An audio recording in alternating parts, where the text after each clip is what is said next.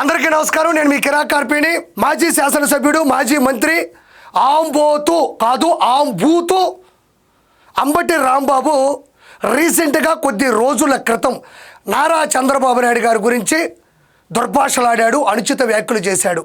దారుణాతి దారుణమైనటువంటి ఆ మాటల్ని ప్రపంచవ్యాప్తంగా ఉన్న తెలుగువారు ఎవరో కూడా హర్షించలేదు, దుమ్మెత్తు పోస్తున్నారు. అయితే దాని ప్రతిఫలంగా ఇప్పుడు ఆయన రిమాండ్ ఖైదీగా ఉన్నారు. మీకు జగన్మోహన్ రెడ్డి గురించి ప్రత్యేకంగా చెప్పనక్కర్లేదు. ఏ రైతుల దగ్గరకైనా పిలవని పేరంటాం అనే సినిమా తీస్తే ఈయన పరిగెత్తుకుంటా వెళ్తూ పేటీఎం మనుషులు తీసుకొని బిర్యానీ పెట్టి కుప్పలు తెప్పలుగా మనుషులు పెట్టి రప్ప అని అట్టపెట్టెలు పెట్టుకుని అట్రఫ్లాపోతున్నటువంటి వ్యక్తి ఎవరు? జగన్మోహన్ రెడ్డి.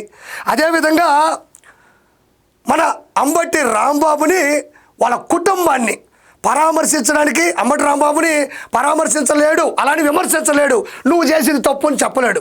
అంత ధైర్యం లేదు. ఎందుకంటే ఆయన కావాల్సింది ఆయన సంస్థానం, ఆయన ప్రస్థానం, ఆయన ఆస్థానం కూడా బూతుల పరంపర. కాబట్టి వాళ్ళ కుటుంబాన్ని పరామర్శించడానికి తాడేపల్లి ప్యాలెస్ నుంచి గుంటూరుకు వచ్చాడు. గుంటూరు నుంచి తాడేపల్లి ప్యాలెస్కి, తాడేపల్లి ప్యాలెస్ నుంచి గుంటూరు, అంటే అంబటి రాంబాబు ఇంటికి జస్ట్ మీరు గూగుల్లో కొడితే ఎంత డిస్టెన్స్ ఉంటుందంటే 45 నిమిషాల నుంచి గంట మాత్రమే ఉంటుంది. కానీ జగన్మోహన్ రెడ్డి ఉదయాన్నే సజ్జన్నం తిని సంటిబిడ్డ మాదిరి రెడీ అయ్యి సాయంత్రానికి వచ్చాడు. ఎందుకు అంటే నేను జనాలతో తట్టుకోలేకపోతున్నాను, జనాలు పైన పడిపోతున్నారు, నేను ఎక్కడికి వెళ్తే అక్కడ జనాలు వచ్చేస్తున్నారు, నాకేం అర్థం కావడం లేదు, మీరు నాకు సెక్యూరిటీ తక్కువ ఇస్తున్నారు, రానున్న రోజుల్లో గెలిచేది నేనే, కానీ 2024 ఎలక్షన్స్లో మాత్రం ఈవీఎంలు పనిచేస్తాయి, ఎందుకంటే ఎంతమంది ఉండగా వీళ్ళందరూ నాకు ఓట్లేస్తే నేను ఎందుకు ఓడిపోయాను అంటాడు. ఎందుకంటే 26 జిల్లాల నుంచి జనాలు కుప్పలు తెప్పలుగా టెప్పర్లో, లారీల్లో, బస్సుల్లో ఒక్కోసారి మర్చిపోయి తమిళనాడు నుంచి కూడా పట్టుకొచ్చేస్తాడు. ఊరు శరవణ్ అంటున్నాడు ఒకరోజు ఒక అతను. అయితే నీ పేరు ఏంటంటే శరవణ్ అన్నాడు. అలా అందరినీ పట్టుకొని ఆయన చుట్టూ తిప్పుకొని సాయంత్రానికి వచ్చాడు. అంటే నా వల్ల కావడం లేదు అని చెప్పుకోవడానికి. అయితే గంటలో రావాల్సినటువంటి వ్యక్తి ఉదయం సజ్జనం తిని సంటిబిడ్డ మాదిరి తయారయ్యి సాయంత్రానికి వచ్చాడు. వచ్చినటువంటి ఈ వ్యక్తి ఏం ప్రెస్ మీట్ పెట్టాడో ఒకసారి విందాం. చేసిన తప్పులకు లెంపలేసుకొని క్షమాపణ కోరాల్సింది పోయి ఇదే చంద్రబాబు నాయుడు గారి కొడుకు ఇక్కడ జగన్మోహన్ రెడ్డి పాత పాటే పాడుతాడు, కొత్త ట్యూన్స్ ఆయనకి రావు. నారా చంద్రబాబు నాయుడు గారు వీళ్ళందరూ కూడా తిరుమల కల్తీ నెయ్యి వివాదంలో కావాలనే స్క్రిప్ట్ రాసి ఆయన్ని ఇరికిచ్చారు అని చెప్తున్నాడు. సుప్రీంకోర్టు జడ్జికి ఇచ్చినటువంటి 600 పేజీల ఛార్జ్ షీట్ నివేదికలో 0.1% కూడా పాల ఉత్పత్తి అంటే పాలకు సంబంధించినటువంటి ప్రోడక్టే లేకుండా పూర్తి స్థాయిలో కెమికల్స్, ఆఖరికి టాయిలెట్స్లో ఉండేటువంటి కమోడ్లు క్లీన్ చేసేటువంటి రసాయనాలతో కూడా తిరుపతి లడ్డీలోని నెయ్యిని తయారు చేశారని 600 పేజీల ఛార్జ్ షీట్లో ఉంటే అది సుప్రీంకోర్టు కూడా చూస్తే దానికి ఆధారాలు బయటపడితే ఈ పెద్ద మనిషి మాత్రం అమాయకంగా వచ్చేసి నా తప్పు ఏమీ లేదు, కావాలనే తోసేస్తానంటున్నారు. నేను ఒకటే కోరుకుంటున్నా ప్రజల్ని, 2019 నుంచి నేను ఛార్జ్ షీట్ని పక్కన పెట్టండి, సుప్రీంకోర్టుని పక్కన పెట్టండి, నన్ను పక్కన పెట్టండి, ఇతను పక్కన పెట్టండి. 2019 నుంచి 2024 మధ్యన మీరు తిరుమలకి వెళ్ళారు కదా, మీరందరూ లడ్డు ప్రసాదం తీసుకున్నారు కదా, మీరు చెప్పండి, ఇంటికి తీసుకెళ్ళి ఇంట్లో పెట్టేలోపు దాని వాసన కానీ, శుచి కానీ, శుభ్రత కానీ, నాణ్యత కానీ ఎలా ఉండేదో పరమ భక్తులారా మీరే చెప్పండి. ఎవరు చెప్పనక్కర్లేదు. దీనికి సిట్ వద్దు, సిబిఐ వద్దు, కోర్టు వద్దు, ఏమీ వద్దు. అప్పట్లో అది ఎలా ఉండేదో మీ ఓట్లే దీనికి కారణం. నేను ప్రత్యేకంగా చెప్పనక్కర్లేదు. కాబట్టి ఇతను వచ్చి ఇక్కడ యాక్టింగ్ చేసినంత మాత్రాన ఎవరూ నమ్మే పరిస్థితిలో లేరు అని ఇంకోసారి గుర్తు చేస్తున్నాను. ఇదే పవన్ కళ్యాణ్ అనే ఇంకొక వ్యక్తి కాదు, నిన్ను అధపాతాళానికి తొక్కేసిన శక్తి. టీడీపీ వారికి ఆయనంటే పరమ భక్తి. ఎక్కడ నెగ్గాలో కాదు, ఎక్కడ తగ్గాలో తెలిసినోడే పీకే. అందుకే నిన్ను పీకే పక్కన పడేసాడు 151 నుంచి 11. ఆయన గురించి మాట్లాడే శక్తి కానీ, ధైర్యం కానీ నీకు ఎప్పటికీ ఉండదు, గుర్తుపెట్టుకో. తప్పుడు సమాచారాలతో, తప్పుడు విషయాలతో, కులమతాలను రెచ్చగొట్టే విధంగా అబద్ధాలతో. కులమతాలను రెచ్చగొట్టేది ఎవరు? అంబటి రాంబాబు. ఆయన మీద దాడి జరిగింది అంటావు, పోతే జోగి రమేష్ మీద దాడి జరిగింది బీసీ అంటావు. అసలు కులాలు, మతాలు, నీతి నిజాయితీకి మధ్యలో ఎక్కడి నుంచి వస్తాయి? బీసీ అయినా, ఓసీ అయినా, ఎస్సీ అయినా, ఎస్టీ అయినా, కులాలైనా, మూలాలైనా, వర్గాలైనా, మతాలైనా, ఎవరు వారైనా, ఏ ప్రాంతీయులైనా సరే తప్పు చేస్తే తప్పే. ఈ మధ్యలో కులాలు, మతాలు ఎవరు రెచ్చగొట్టారు? రెచ్చగొట్టాల్సిన అవసరం ఎందుకు ఉంటుంది? రెచ్చగొట్టేది నువ్వు. చిచ్చు పెట్టేది నువ్వు. తిరుమల కొండ మీద అన్యమత ప్రచారాన్ని విస్తృతం చేసి క్రిస్టియానిటీని పెంపొందించాలి, రూపొందించాలి, పైకి తేవాలి అని కొండని ఇబ్బంది పెట్టదలిచింది ఎవరు? నువ్వు కాదని నేను మళ్ళీ ప్రశ్నిస్తుండా. చేసే తప్పులన్నీ చేస్తూ ఏదన్నా బొక్కలోకి వెళ్ళేటప్పుడు మాత్రం ఈ డైలాగ్ వస్తుంది.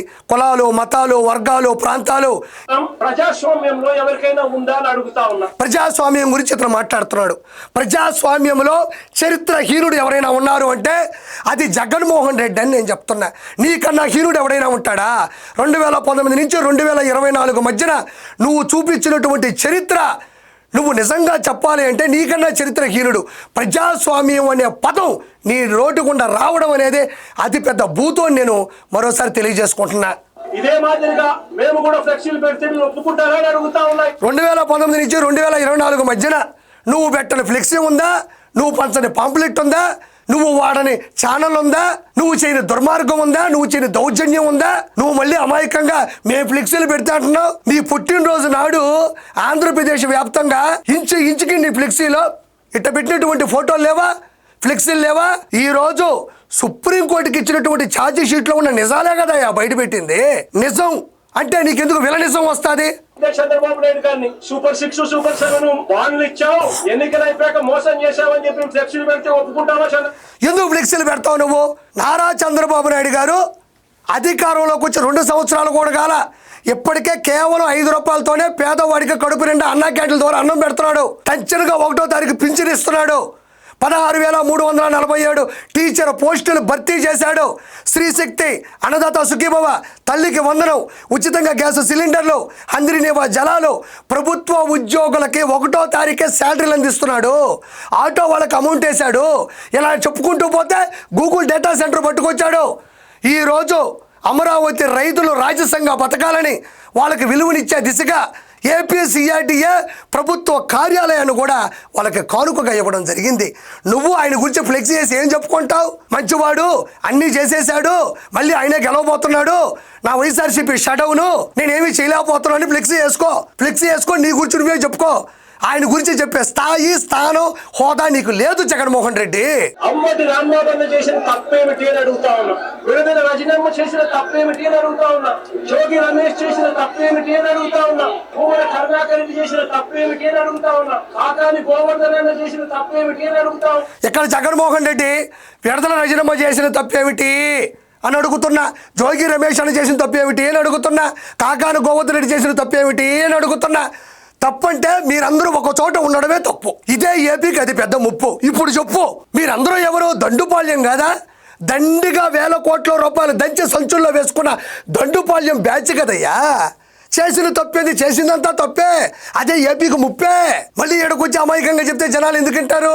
రామావన్న నోట్లో నుంచి 2 గుడి తిట్లేమన్నా తిట్టాడు. నోట్లో నుంచి 2 గుడి తిట్లేమన్నా తిట్టాడు. ఆయన ఇంటికి వచ్చి 12 గంటలకు 1 గంటకు ఆ ప్రాంతంలో ఇంట్లో తాను ప్రెస్ మీట్ కూడా పెట్టి, ఆయన పెద్ద మనిషి కాబట్టి, సంస్కారం ఉన్న వ్యక్తి కాబట్టి ఆయన నేను తిట్టకుండా ఉండాల్సింది అని కూడా చింతిస్తూ చెప్పాడు. అందరి సంస్కారం ఉన్న వ్యక్తిని నిజంగా చేతనైతే పోరాలి, నిజంగా చేతనైతే ఎక్కడ అంబటి రాంబాబు అన్న సంస్కారవంతమైన సోప్ అంటాయి. ఆ సోపుతో నువ్వే స్నానం చేయి. ఆ బురుగు నురగా మాకొద్దు. అయితే నువ్వే చెప్తున్నావు అక్కడ అన్నని ఏదో తిట్టారు అంటున్నావు. అన్నని ఏం తిట్టారో నువ్వు చూపించగలవా? అన్నని అక్కడ ఏం తిట్టారు? అన్నే అక్కడికి వెళ్ళి తిట్టాలని స్క్రిప్ట్ రాసుకున్నాడు. ఆ స్క్రిప్ట్ పంపించింది కూడా నువ్వే. మళ్ళీ ఏడకొచ్చి ఇంకో స్క్రిప్ట్ అలుతుంటే వీళ్ళందరూ తలకాయలు ఏడైతే పేరునని నీ వెనక పక్క అద్భుతమైనటువంటి ఎవిడెన్స్లు కలెక్ట్ చేసి ఇది కరెక్ట్ అని చెప్పడానికి నీకు వెనకనిచ్చేస్తున్నాడు. అబ్బా, ఇదిగో రథ సారథి. ఈయన మామూలు సారథి కాదు, ఇతను సంస్కారం వద్దాడా అంబటి రాంబాబు? అసెంబ్లీలో నిండు సభలో ప్రపంచంలో ఉన్నటువంటి తెలుగు వారందరూ ప్రత్యక్ష ప్రసారంలో వీక్షిస్తుండగా నారా భువనేశ్వర్ గారిని పట్టుకొని ఎలాంటి మాటలు మాట్లాడాడో జనాలకు తెలియదా? మిమ్మల్ని ఇంట్లో కూర్చోబెట్టలేదా? ఈరోజు నారా చంద్రబాబు నాయుడు గారి గురించి అందరూ చూస్తున్నమనంగా మైకులు మూతి దగ్గర పెట్టుంటే లంకారంతో, అహంకారంతో మాట్లాడినటువంటి మాటలు తెలియదా? ఎవరో తిడుతుంటే, ఎవరో ఏదో అనబోతుంటే అలాంటి మాటలు మాట్లాడతారా? మరి 52 రోజులు ఎలాంటి కారణం లేకుండా చిత్రహింసలు పెట్టి నువ్వు జైల్లో పెట్టినప్పుడు నారా చంద్రబాబు నాయుడు గారు అలాంటి మాటలు మాట్లాడారా? 97 నియోజకవర్గాల్లో 3,132 కిలోమీటర్లు నారా లోకేష్ గారు ఇవ్వగల పాదయాత్ర నడిస్తే, నువ్వు అష్ట కష్టాలు పెడితే, ఆపదలు సృష్టిస్తే అడ్డంకులు ముందు పెడితే అంత బాధలో కూడా నారా లోకేష్ గారు అలాంటి భాష వాడాడా? పవన్ కళ్యాణ్ గారిని పట్టుకొని పదే 3 పెళ్లిళ్ళు 2 చోట్ల ఓడిపోయావు, జెండా కూలీలు నీతో ఉన్నారు అంటే ఒక్కరోజున అంత పరుషంగా ఆయన మాట్లాడా? మరి ఆయనకి ఏమంత ఆపద వచ్చింది, ఏమంత ఆయనకి ఇబ్బంది వచ్చింది, ఎందుకు ఆ మాట మాట్లాడాడు? నువ్వు అతను వెనకేసుకొని వస్తున్నావా? సంస్కారవంతమైన మనిషి అంటాయి ఆయన. ఏమంత సంస్కారవంతమైన మనిషి అని ఈరోజు నేను ప్రశ్నిస్తుండా. ఈరోజు సంస్కారవంతమైనటువంటి మనిషే అయితే ఒక పని చెయ్యి, ఆయన ఏదో అన్నావు కదా ఏమో చేయాలని అతనికి, ఇది చూడండి ఒకసారి. అందరికి సంస్కారం ఉన్న వ్యక్తిని నిజంగా చేతనైతే పొగడాలి, నిజంగా చేతనైతే పొగడాలి, చేసిన మంచి పనికి పొగడాలి, దాన్ని వదిలి పొగడాలంట. ఈయన అంటుంటాడు అప్పుడు శాలువా కప్పాల్సింది పోయి, అవార్డుకి అవార్డు ఇవ్వాల్సింది పోయి, నాకు బొకే ఇవ్వాల్సింది పోయి అంటుంటాడు కదా. ఆ పోయి అనే మధ్యలో నువ్వు వెళ్ళిపో, ఆయన వస్తాడు. ఆయనకి అవార్డుకి అవార్డు బొకే ఇస్తారు, శాలువా ఇస్తారు, ప్రశంసలు జల్లిస్తారు, నీకే తెలుస్తుంది. అంబటి రాంబాబు అనేవాడు దౌర్భాగ్యుడు. అంబటి రాంబాబు అడ్డదిడ్డంగా వేల కోట్ల రూపాయలు ఎత్తేసినటువంటి వ్యక్తి, ప్రజానికంలో బతికే అర్హత కూడా లేనటువంటి ఒక వ్యక్తిని పట్టుకొని సభ్య సమాజంలో బూతులతో కుటుంబంలో ఉండేటువంటి పెద్దవాళ్ళని కలిపి సంబోధిస్తూ మాట్లాడితే సిగ్గు లేకుండా ఇంట్లో కూర్చొని ఏడవలసింది పోయి అతన్ని కుటుంబాన్ని పరామర్శించడానికి వస్తావా? అంబటి రాంబాబు అన్న కాదు, సత్యనపల్లి దున్నినాడు.